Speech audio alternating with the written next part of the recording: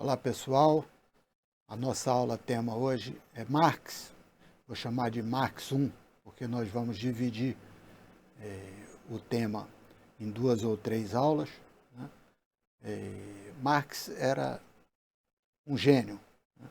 Um gênio das ciências sociais, da economia, enfim, teve uma importância muito grande em toda a história econômica e social, na literatura, era um rato de biblioteca, né? Uma pessoa que leu desesperadamente e que escreveu também com muita força e muito vigor, muitas vezes com notas de pé de página maior até do que a própria página, porque ele tinha uma ânsia muito grande de explicar, de procurar dar respostas antes mesmo das perguntas, e que desenvolve, não um método exatamente, já que o método dialético que ele usa não é uma novidade, né? Não era uma novidade, e eu já tinha explorado bastante, mas os conceitos econômicos que ele utiliza são conceitos muito próprios. Né? Obviamente, ele bebe nas fontes econômicas clássicas, né? Mas ele tem toda uma terminologia própria. Né?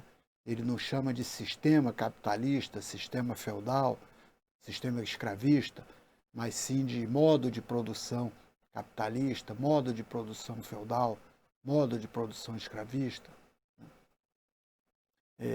Os fatores de produção, terra, trabalho e capital, ele chama de meios de produção. Né? Então ele tem uma categoria conceitual própria que o diferencia e inaugura uma corrente marxista que tem até hoje trabalhando aí por todos. Ele, de certa maneira, até pelo momento histórico, né, ele, em momento nenhum, vai ter assim um papel relevante no que diz respeito ao papel da moeda e das finanças de uma maneira geral, porque o capitalismo não estava desenvolvido a esse ponto naquela época. Né? A moeda é tratada geralmente como simples equivalente de troca, né? E o sistema financeiro não tem uma importância que veio a ganhar depois, embora ele tenha previsto, né, que as sociedades anônimas iriam dominar o cenário econômico. Mas, de alguma maneira, alguns alemães, principalmente Hilferd, mais na frente vai desenvolver uma teoria marxista do capital financeiro e outros marxistas vão explorar isso mais na frente.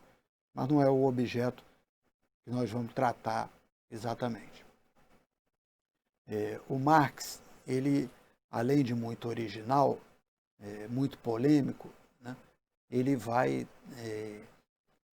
tentar passar a ideia de que aquilo que a gente enxerga, né, no mercado é apenas um véu, né, que encobre as relações sociais que vão produzir aquele mercado, aquele véu. Então, assim, caricaturalmente, é como se a gente chegasse num restaurante, né, e o garçom nos servisse o prato. Né? Na verdade, a gente não está vendo como esse prato foi cozinhado e como ele foi criado e produzido na cozinha. Lá sim você tem os bastidores, né, do processo de produção. Então Marx vai trabalhar muito mais nesses bastidores, muito mais no entendimento do processo de produção capitalista do que propriamente naquilo que se enxerga, naquilo que se chama de mercado. O Marx também é muito conhecido pelos seus textos políticos, né? Principalmente o Manifesto do Partido Comunista, né? Mas nosso enfoque vai ser muito mais no sentido de compreender como ele via o capitalismo. Né? E para isso nós vamos fazer de forma bastante resumida, né, uma passagem pelo Capital, né, seu livro clássico, O Capital, dois pontos, uma teoria crítica da economia capitalista. Então, o livro é um livro muito grande. Na edição brasileira, por exemplo, são 6 volumes de 400, 500 páginas. Então, é um livro muito grande, mas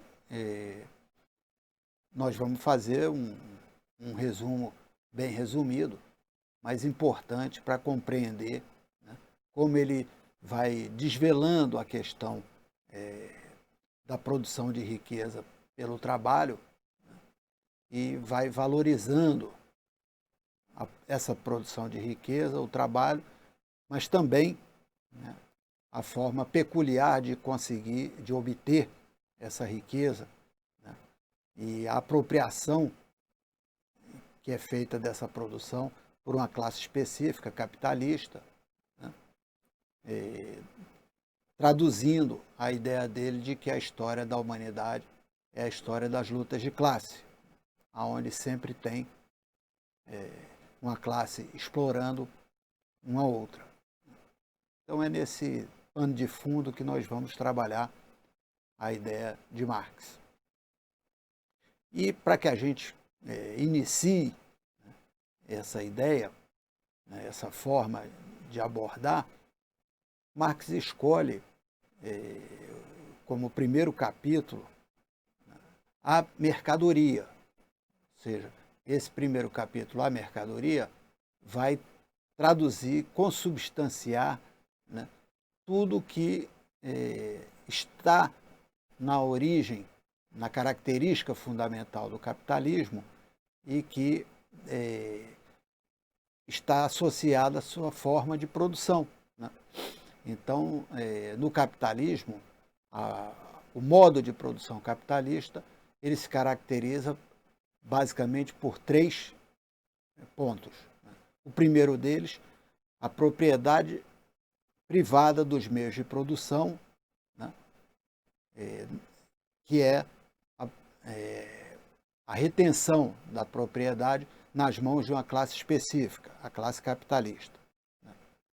A produção através de divisão social do trabalho, ou seja, cada um tem um papel específico no processo produtivo, né, e contribui para a produção geral, né, daquela sociedade. E, em terceiro lugar, a sociedade voltada para a troca, ou seja, ninguém produz para o seu próprio consumo, ou não necessariamente produz para o seu próprio consumo, mas para trocar. Então, essas 3 condições características do capitalismo permitem que se produza mercadorias. É muito importante que vocês entendam a diferença fundamental entre mercadoria e natureza, né? Aquilo que o homem não toca ou não tocou é natureza, né? O ser humano é o único ser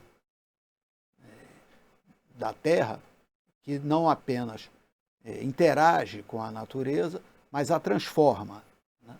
E nesse processo de transformação, o DNA capitalista já embute a ideia de transformação, sempre que possível, em mercadoria. Existe uma tendência capitalista a transformar tudo em mercadoria. Então, embora do ponto de vista ético se possa discutir se tem sentido vender órgãos humanos, por exemplo, droga ou qualquer outra coisa que eticamente é condenável, né? Do ponto de vista estritamente capitalista, não existe isso. Tudo que ele puder, ele, enquanto modo de produção, transformar em mercadoria, ele o fará, né? Destruindo mercados para recriá-los de outra forma, destruindo produtos para recriá-los de outra forma, desde que se proponha a se transformar em mercadoria. Mercadoria no sentido de que ele é produzido com propriedade privada dos meios de produção e apropriação do excedente pela classe capitalista, divisão social do trabalho e troca. Com esses requisitos, Marx passa a trabalhar a questão do valor das mercadorias. Né? Como é que se define o valor das mercadorias? E aí Marx vai fazer uma distinção muito interessante. Ele vai nos mostrar que toda mercadoria tem simultaneamente, ou seja, ao mesmo tempo, né, um valor de uso e um valor de troca, né, como se fossem duas faces da mesma moeda. Né? Toda mercadoria possui simultaneamente valor de uso e valor de troca. O valor de uso de toda mercadoria, ele é dado exatamente pela sua utilidade. Ou seja, por que você adquire uma determinada camisa? Você adquire porque aquela camisa tem utilidade para você. Por que você adquire uma determinada caneta?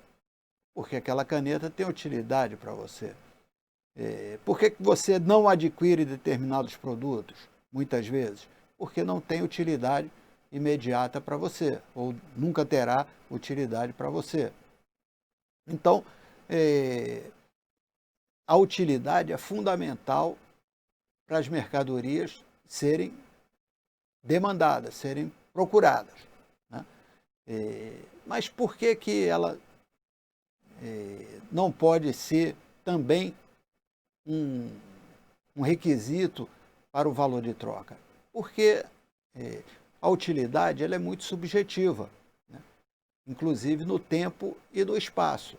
Você imagine, uma máquina de escrever, por exemplo, já teve uma utilidade muito grande. Hoje em dia, com o computador, a utilidade da máquina de escrever é muito pequena. Né? Um long play, né?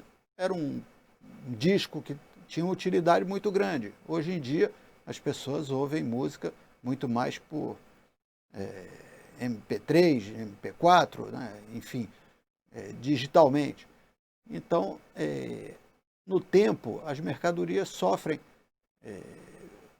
uma modificação nos seus valores, né, que não pode ser medida de troca. Né? Agora, tem gente que até hoje tem máquina de escrever, tem LPs, né, mas é uma questão muito subjetiva. Né? Como é subjetivo também na questão do espaço. Né? Você pode oferecer, por exemplo, gelo para vender no Polo Norte, no Alasca. A utilidade daquilo vai ser muito pequena, porque o gelo é abundante naquela região. Em compensação, no meio do deserto do Saara, ele tem um valor enorme. Né? Então, fica claro que dependendo do tempo, do espaço, né, ou da característica específica de cada pessoa, o valor, utilidade é variável. Né? Ele está muito mais voltado para a demanda individual, para o processo mercadológico em si, do que propriamente para explicar como se dão as trocas. Né? Porque tem uma questão que é fundamental. Como as mercadorias se trocam, né? Em que proporção elas se trocam. É óbvio que eu posso dizer assim, não, eu troquei um picolé por uma bicicleta. Tudo bem, você, numa questão individual e por diversas razões, você pode trocar um picolé por uma bicicleta. Mas é óbvio que ela não tem um sentido, essa troca não tem um sentido social, porque as trocas, do ponto de vista social, elas se dão por equivalentes. Né? E, obviamente, um picolé não equivale a uma bicicleta. Né? Então, é preciso que haja uma relação de troca entre as mercadorias que seja compreensível, né? E estabeleça o básico que é as trocas se dão entre equivalentes. Nessa sociedade que produz com divisão social do trabalho, que produz para a troca, as trocas precisam se dar sempre por equivalente. E Marx vai mostrar que, embora as trocas se deem por equivalente, o processo de apropriação, o processo de exploração existe, mesmo no capitalismo, onde as trocas se dão entre equivalentes. Então, se é assim, como é que as mercadorias se comparam? Como é que elas se trocam? Né? Como é que eu posso entender que eu preciso de 10 cadeiras para trocar por um casaco?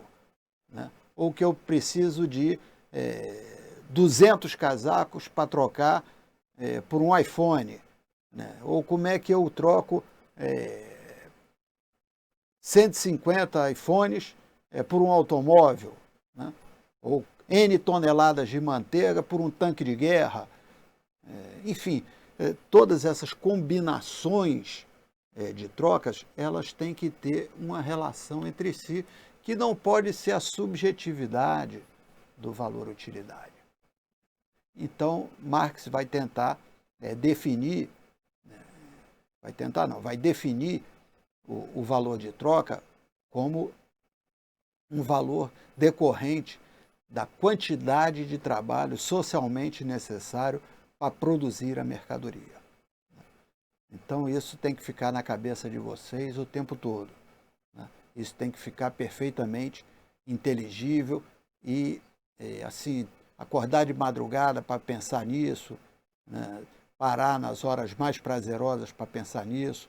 Ou seja, quando eu perguntar como é que se determina o valor de troca das mercadorias, em uníssono vocês têm que responder pela quantidade de trabalho socialmente necessária para produzir. Então, como é que se determina o valor de troca das mercadorias? Pela quantidade de trabalho socialmente necessária para produzi-las. Isso é fundamental. Se vocês não entenderem isso, vocês não vão entender nada. E por que a quantidade de trabalho socialmente necessária para produzir? Porque não é o fato de um trabalhador ser mais lento ou ser mais rápido, né? Não é o fato de uma empresa ser mais bem estruturada do que outra que vai determinar a quantidade de trabalho. Essa quantidade de trabalho é socialmente determinada. Né? É a quantidade de trabalho em função da produção vigente naquele momento, naquela civilização, naquela nação. Então, é a quantidade de trabalho socialmente necessária para produzir. E por que a quantidade de trabalho? Exatamente porque o trabalho, né, que é a intervenção do homem na natureza, que é a intervenção do homem nos processos produtivos, é a única coisa que está presente em todas as mercadorias. Não há mercadoria que não tenha trabalho, né? Ainda que seja o trabalho, por exemplo, de cercar um campo, né? O trabalho de mandar um homem à lua, enfim, não importa qual é o trabalho, né? Um trabalho só dito intelectual, né? Já que todo trabalho é intelectual, porque sem intelecto não se faz trabalho, mas é importante vocês entenderem que só o trabalho está presente em todas as mercadorias. E, portanto, só o trabalho pode ser medida de troca nesse processo em que se produz com divisão social do trabalho e meios de produção nas mãos de uma classe específica, a classe capitalista. Então, se nós temos o valor de uso e o valor de troca, nós temos presente que pessoas produzem para trocar e pessoas demandam para sua satisfação através de um processo onde as pessoas trabalham para produzir algo que lhes garanta a possibilidade de, com esse trabalho, adquirir aquilo que ele precisa, mas não produz.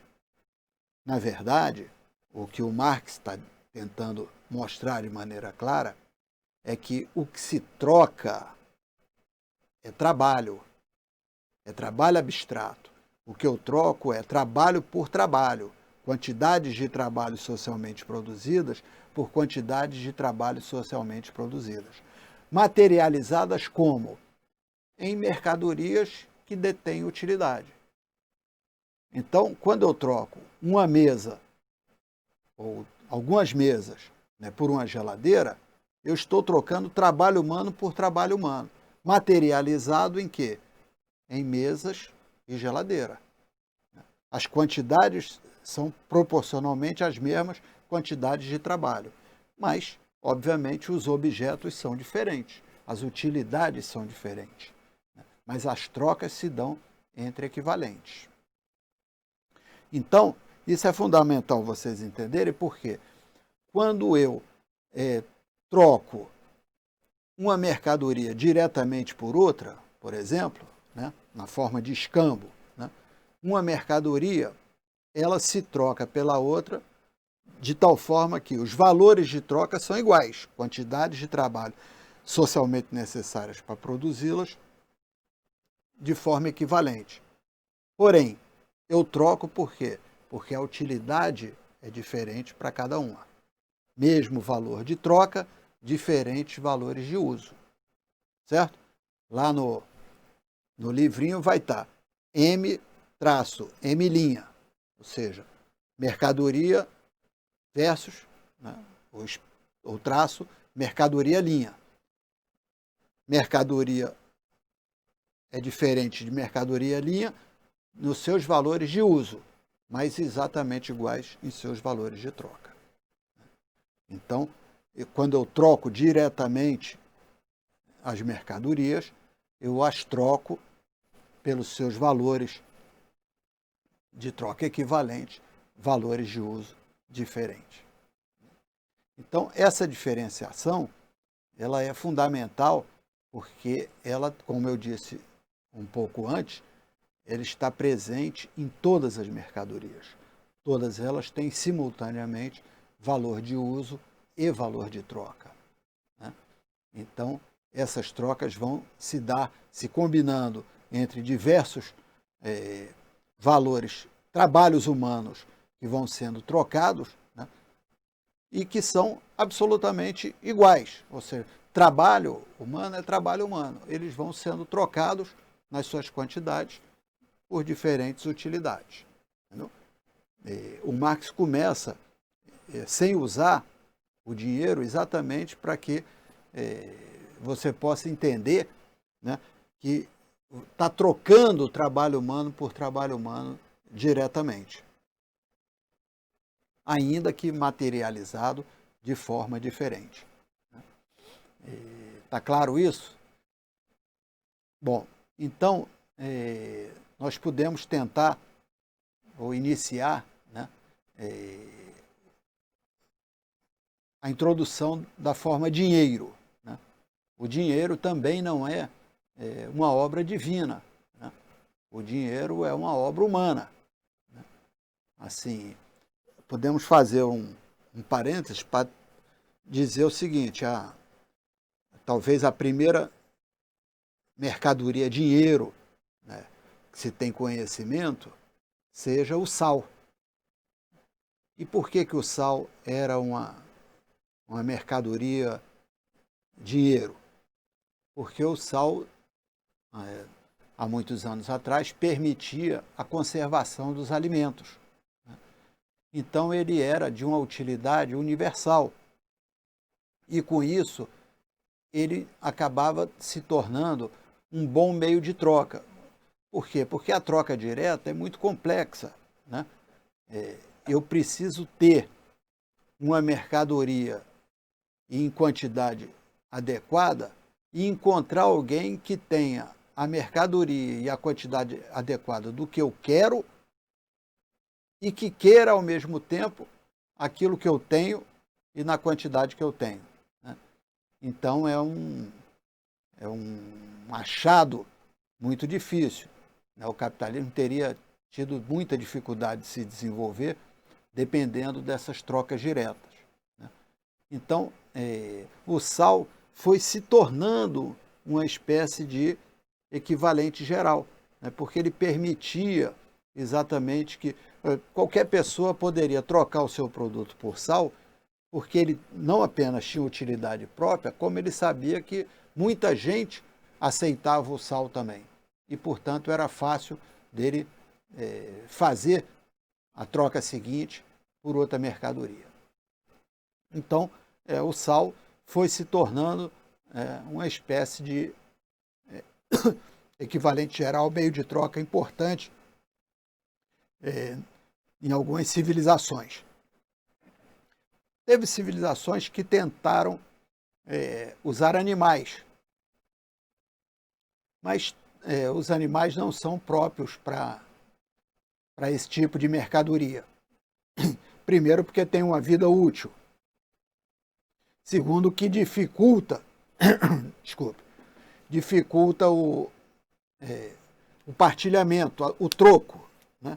Então, não adianta eu, por exemplo, pegar um animal e, na hora de dar o troco, partir as pernas dele, né, as patas dele, o pedaço do seu próprio corpo e dar de troco, porque ele não será mais um animal na forma necessária e compreensível. Então, o que acontece? Também não é um bom instrumento.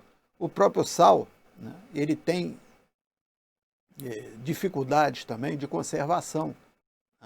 Então, se você começa a acumular muito sal, daqui a pouco você pode estar, vem uma tempestade, né, uma situação adversa, e você, de repente, não tem mais nada, porque o sal se dilui naquela água, naquela situação natural, né? Então, a mercadoria dinheiro, ela não basta ser aceita universalmente. Ela tem que ter reserva de valor, né? Ela tem que ter a capacidade de se manter como reserva de valor. E isso vai trazendo situações em que, principalmente, o Ocidente vai começando a usar os metais preciosos, né? O cobre, o ouro, a prata, né? Que são metais que têm uma boa reserva de valor, né? Que facilmente são partidos uma vez aquecidos, né? Dá para fazer pequenas unidades e grandes unidades. Ele possui a capacidade de você forjar e, portanto, criar marcas naqueles metais, e, portanto, ele vai se tornando uma excelente mercadoria dinheiro, né? Além disso, nós temos aí, né, e vigorou durante muito tempo a mercadoria dinheiro, né, na forma de metais. Depois, a civilização viu que poderia ter os metais guardados, principalmente o ouro, né, e uma representação desses metais na forma de papel moeda. Isso vigorou durante muito tempo, até hoje vigora a forma dinheiro, né? Os países têm as suas moedas nacionais, mas já está também ficando superado, né? Cada vez mais a mercadoria dinheiro tem sido eletrônica, né? Você já paga por aproximação de celular, você já paga por cartão, você já paga por diversas formas, que não propriamente de dinheiro físico, né? Então isso também está se transformando. Mas o papel fundamental no processo original de troca do dinheiro era o quê? Permitir que uma mercadoria seja transformada em dinheiro e com esse dinheiro seja adquirida outra mercadoria. Então, aquela equaçãozinha M traço M', né, mercadoria por uma mercadoria diferente, dá origem à equaçãozinha M traço D, dinheiro, traço mercadoria linha. Lembrando que isso não modifica a regra geral.